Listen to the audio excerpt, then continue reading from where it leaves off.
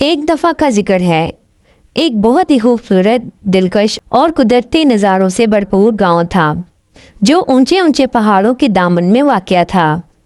इस गांव का नाम बिनापुर था। बिनापुर कोई आम गांव ना था, ये एक वसीओ अरीज सल्तनत जैसा था जहां दौलत, ताकत, अमन और खुशहाली सब कुछ वाफिर मिकदार में मौजूद था। बिनापुर पर एक बहुत बड़ा बादशाह हुकूमत करता था जिसका नाम था बादशाह शबीर। वो एक नेक दिल, आदिल और रियाया की खिदमत करने वाला बादशाह था। इसकी सल्तनत में हर किस्म की नेमत थी, मगर असल दौलत इसके 3 खूबरू शहजादे थे। इन तीनों में हर एक अपनी मिसाल आप था। बड़े बेटे का नाम नवाज था जो कि निहायत अक्लमंद, बहादुर और तेज़ फहम नौजवान था। वो जंगी फ़नून में माहिर और सल्तनत का काबिल तरीन वारिस माना जाता था। दूसरे बेटे का नाम सैफ था जो निहायत सलीकामंद, हुनरमंद और ज़ाहिरी तौर पर बहुत दिलकश था। वो बोलचाल में माहिर और हर दिल अजीज़ था। सबसे छोटा बेटा शहजादा जहांज़ीब था। वो ना सिर्फ बेहद हसीन और जमील था बल्कि इसका दिल भी सबसे बड़ा था। इसे दूसरों का दुख दर्द महसूस होता था। वो गरीबों, यतीमों और कमज़ोरों के लिए हमेशा कुछ ना कुछ करता रहता। एक दिन बादशाह शबीर ने तीनों बेटों को दरबार में बुलाया। इनसे कहा, लड़कों, अब तुम सब जवान हो गए हो, तुम्हारी शादी की उम्र हो गई है। अब वक्त आ गया है कि तुम अपनी शरीके हयात का इंतखाब करो।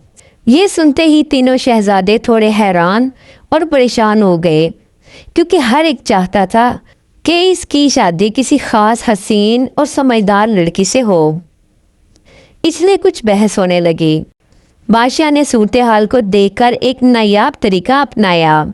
इसने एक शानदार तकरीब का इनकाद किया जिसमें तीनों शहजादों को एक एक तीर दिया और कहा, तुम तीनों ये तीर मुख्तलिफ सिमतों में चला दो। जिस जगह तीर जाकर रुकेगा वहीं से तुम्हें अपनी दुल्हन चुननी होगी। पहले शहजादा नवाज ने तीर चलाया। इसका तीर एक बड़ी शानदार सल्तनत में जाकर गिरा। वो वहां गया और वहां की शहजादी से शादी करके वापस आ गया। इसके बाद शहजादा सैफ ने तीर चलाया। इसका तीर एक खूबसूरत और दूर दराज गाँव में जा गिरा। वो भी वहां गया और एक खूबरू लड़की को अपनी दुल्हन बनाकर वापस ले आया। अब बारी आई शहजादा जहांज़ीब की। इसने तीर चलाया और वो तीर जाकर गहरे जंगल में गिरा। सब लोग हैरान हुए और हंसने लगे। अरे, जंगल में भी कोई दुल्हन मिलती है, वहाँ तो दरिंदे होते हैं। मगर जहांज़ीब ने हार ना मानी। वो अपने सफ़र पर रवाना हो गया। जंगल में हर तरफ दरख्त, झाड़ियाँ, जानवरों की आवाज़ें थी। कई दिन चलता रहा, थक गया लेकिन हिम्मत ना हारी। आखिरकार इसे अपना तीर एक दरख्त के नीचे गिरा हुआ मिला और वहाँ एक खूबसूरत चिड़िया बैठी थी। जहांज़ीब दंग रह गया। वो तीर के करीब बैठ गया। अचानक वो चिड़िया बोली, क्या बात है, तुम ऐसे परेशान क्यों बैठे हो? शहजादा चौंक गया और कहने लगा, तुम बोलती भी हो? चिड़िया बोली, हाँ मैं बोलती हूँ, मेरा नाम रुमाइसा है। शहजादा जहांज़ीब ने अपना सारा वाक़या रुमाइसा को सुनाया। वो कहने लगा, मेरे भाई शहर और गांव से दुल्हन लाए हैं और मेरा तीर तुम्हारे पास आया है। लोग क्या कहेंगे कि मेरी बीवी एक चिड़िया है? चिड़िया बोली, परेशान मत हो, मुझे अपने साथ ले चलो, मगर अभी किसी को मेरे बारे में मत बताना। मेरे जाने से तुम्हें इंशाल्लाह ज़रूर फ़ायदा होगा, लेकिन अभी खामोश रहना। शहजादा जहांज़ीब ने ऐसा ही किया। चंद दिन बाद बादशाह ने तीनों बेटों को हुक्म दिया, अपनी बीवियों से कहो कि एक से एक खूबसूरत फूल बनाकर लाएं। नवाज और सैफ अपनी बीवियों के साथ फूल बनाने लगे। जहांज़ीब परेशान हो गया कि एक चिड़िया कैसे फूल बना सकती है। इसने अपनी परेशानी रुमाइसा को सुनाई। चिड़िया ने मुस्कुराकर कहा, तुम बस सो जाओ, सब कुछ हो जाएगा। जब शहजादा सुबह उठा तो देखा एक जादुई गुलिस्तान तैयार था जिसमें सोने, चांदी, हीरे मोतियों और रंग बिरंगे फूल महक रहे थे। फूल इतने खूबसूरत थे कि जैसे आसमान के तारे ज़मीन पर उतर आए हों। दरबार में तीनों भाई अपने फूल लेकर पहुँचे। नवाज के फूल अच्छे थे, सैफ के भी खूबसूरत थे, लेकिन जब जहांजेब के फूल आए तो महल में सन्नाटा छा गया। सब दंग रह गए।